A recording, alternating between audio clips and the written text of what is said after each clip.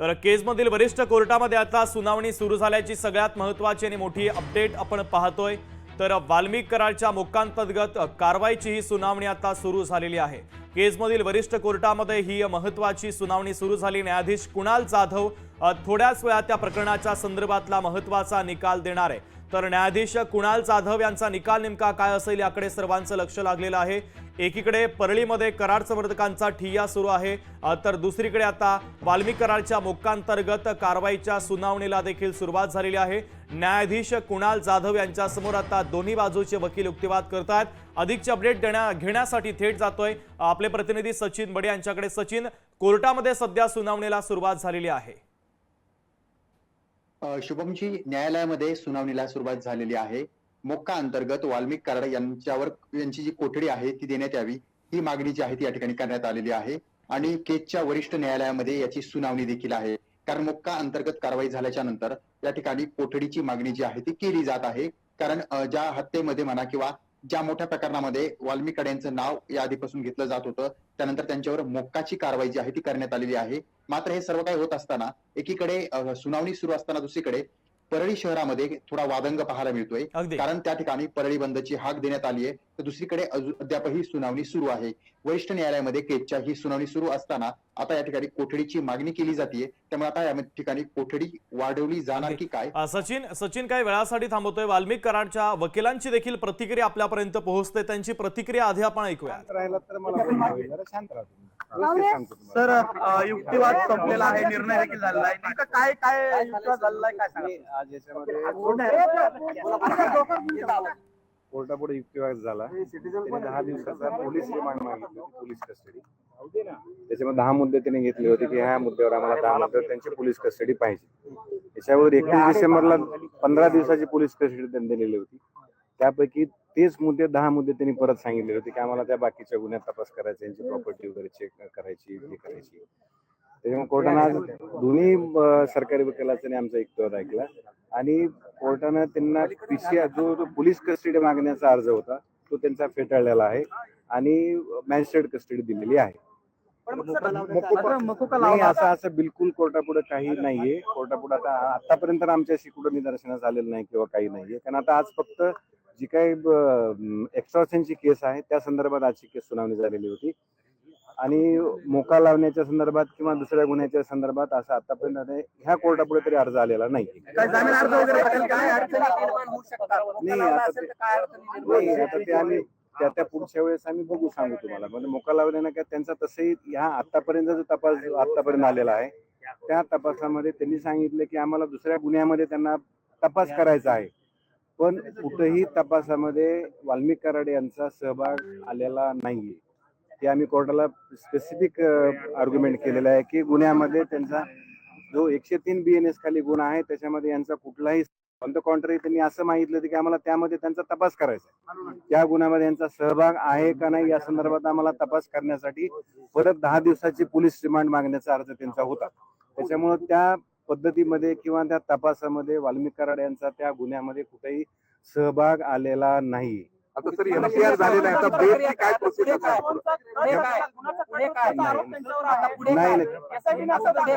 ऐका आता पुढे काय? आता पुढे काय? आम्ही त्यांना सांगा पुढे काय तुमचं? नाही, आता आम्ही जमानचा अर्ज आज दाखल केलेला आहे। त्याच्यावर 2-3 दिवसात सुनावणी अपेक्षित आहे ह्या गुन्ह्यामध्ये। कारण एमसीआर झाल्यामुळे आम्ही आता जमानतीचा अर्ज आजच दाखल केलेला आहे। त्याच्यावरची कोर्टाच्या याच्याप्रमाणे 2-3 दिवसात सुनावणी काय प्रोसेस असणार आहे पुढे? मोकोपा दाखल झाला तर ते कुठल्या कस्टडी? नाही, त्यांना पुन्हा कस्टडी मागतील ना, ते दुसऱ्या गुन्ह्यामध्ये कस्टडी मागतील। मोकोका लागला ती प्रोसिजर वेगळी आहे। कोर्ट शांत राहिला तर मला शांत राहतो। तर केसमधील वरिष्ठ कोर्टामध्ये आता महत्त्वाची सुनावणी सुरू आहे। दोन्ही बाजूचा युक्तिवाद झालेला आहे, त्यामुळे आता न्यायाधीश कुणाल जाधव हे थोड्याच वेळात या प्रकरणाच्या संदर्भात महत्त्वाचा निकाल देणार आहे। तर SITनं देखील आता कोठडीची मागणी केलेली आहे। दुसरीकडे आता परळीमध्ये बंदची हाक देण्यात आली। परळीतील दुकान आणि आस्थापनं देखील आता बंद आहेत। वाल्मिक कराड समर्थकांच्या वतीनं परळी बंदची हाक देण्यात आलेली आहे। कराडवर मोक्का अंतर्गत कारवाई केल्यानंतर आता समर्थक देखील आक्रमक होत असल्याचं दिसतंय। परळीमधील दुकानं आणि आस्थापनं आणि व्यवहार देखील सध्या ठप्प पडलेले आहेत। आताची सगळ्यात महत्त्वाची आणि मोठी ब्रेकिंग अपडेट या प्रकरणाच्या संदर्भातली आपण पाहतोय। वाल्मिक कराडच्या मोक्कांतर्गत कारवाईची सुनावणी आता सुरू आहे, तर दोन्ही बाजूचा युक्तिवाद देखील झालेला आहे। त्यामुळे आता कुणाल जाधव जे के न्यायाधीश आहेत, कुणाल जाधव ते कशा पद्धतीचा निर्णय या संदर्भात देतात ते पाहणं देखील तितकंच महत्त्वाचं आहे, कारण एसआयटीनं देखील कोठडी मागितलेली आहे। त्यामुळे आता एसआयटीकडे वाल्मिक कराडची कोठडी दिली जाते का हे पाहणं देखील तितकंच महत्त्वाचं असेल। तर दुसरीकडे परळीमध्ये कराड समर्थकांच्या वतीने हा ठिय्या या ठिकाणी दिला जातोय, आक्रमक झाल्याचं पाहायला मिळतंय। परळी बंदची हाक देण्यात आलेली आहे। तर दुसरीकडे कोर्टामध्ये महत्त्वाची सुनावणी सध्या सुरू आहे, त्यामुळे आता कोर्ट नेमकं काय निकाल देतं हे पाहणं देखील तितकंच महत्त्वाचं असेल। तर पोलीस या आंदोलकांना रोखण्याचा प्रयत्न देखील करतात। तर महत्त्वाची आणि मोठी ही घडामोड आपण पाहतोय, जोरदार घोषणाबाजी देखील केली जाते। रस्त्यावरती टायर पेटवत हे आंदोलन करण्यात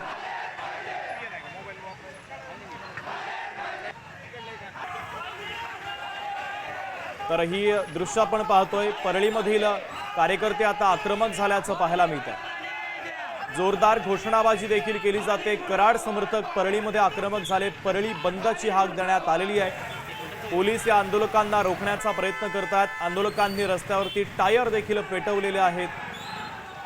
एकीकडे वाल्मिक कराडवर आता मोक्कांतर्गत कारवाई होते आहे। वाल्मिक कराडचे पाय आणखीन खोलात गेल्याचं दिसतंय आणि त्यानंतर मात्र कराडचे समर्थक परळीमध्ये आक्रमक झालेले आहेत। तर वाल्मिक कराडचे समर्थक परळीमध्ये आक्रमक झाल्याचं पाहायला मिळतंय। परळी बंदची हाक देण्यात आलेली आहे। तर परळीमधील दुकान आणि आस्थापना व्यवहार देखील ठप्प झाल्याचं दिसतंय।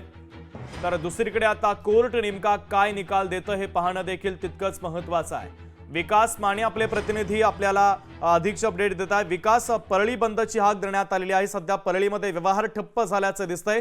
वाल्मिक कराडचे समर्थक आक्रमक झालेत। शुभम, परळी सध्या तणावपूर्ण शांतता म्हणावी लागेल, कारण की वाल्मिक कराड याला 14 दिवसाची न्यायालयीन कोठडी सुनावल्याच्या नंतर सध्या परळीमध्ये त्याचे पडसाद सर्वाधिक उमटायला पाहायला मिळाले। सकाळपासूनच कराडचे समर्थक जे आहेत ते रस्त्यावरती उतरले होते। या ठिकाणी महामार्गावरती जे टायर आहेत ते देखील जाळण्यात आलेले होते। त्याबरोबर जर पाहिलं तर टॉवरवरती चढून आंदोलन झालेलं आहे। त्याबरोबरच सगळ्यात महत्त्वाची बाब म्हणजे वाल्मिक कराडच्या आई ज्या आहेत त्यांचं देखील सकाळपासून या ठिकाणी आंदोलन सुरू असल्याचं पाहायला मिळत आहे। त्यांची प्रकृती देखील या दरम्यान खालावल्याचं दिसतंय। एकंदरीत जर पाहिलं तर सध्या केज न्यायालयाने 14 दिवसांची न्यायालयीन कोठडी जी आहे ती वाल्मिक कराडला सुनावलेली आहे। त्याचे पडसाद परळीमध्ये पाहायला मिळतात। ही आजची जी सुनावणी होती ती पूर्ण झालेली आहे।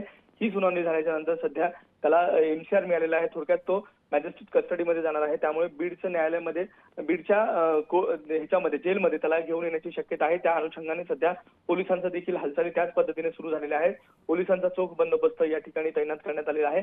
परंतु परळीमध्ये सर्वाधिक याचे पडसाद आपल्याला उमटायला पाहायला मिळतात, कारण की स्वतः या ठिकाणचे जे काही व्यापारी आहेत त्यांनी कडकडीत असा बंद पाळलेला आहे आणि या संपूर्ण घटनेचा निषेध देखील नोंदवलेला आहे। अगदी विकास, महत्त्वाची अपडेट या आंदोलनाच्या संदर्भात पोहोचवलेली आहे। तुर्तास धन्यवाद। लोकशाही मराठी ऐका, पहा, जागरूक रहा।